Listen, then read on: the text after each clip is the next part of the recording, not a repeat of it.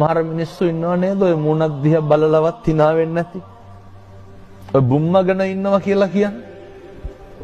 ඒ හින්දා මතක තියාගන්න. කියනවා හාමුදුරුවනේ කරපු දෙයක්වත් නැහැ කියපු දෙයක්වත් නැහැ බුම්මගෙන ඉන්නේ කියලා කියනවනේ. ආයතනවල බලන්න. මේ මූණක් දිහා බලන්නේ නැහැ. මතක තියාගන්න. තමන් උපමා කරගන්න. කවුරු හරි මම දිහා බලලා රැව්වනම් අපිට දුක නැද්ද? එහෙනම් අපි මොකද කරන්න ඕන?